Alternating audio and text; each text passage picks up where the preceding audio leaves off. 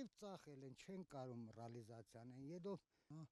երեխանց պահ է դա։ Հա, վրազելու տեղ չունենա իր համա մենակ զբաղմունք է։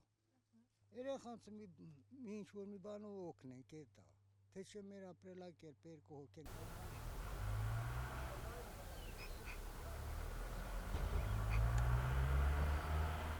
Մի սպանդանոց եթե տանում ես կեսը մնում է,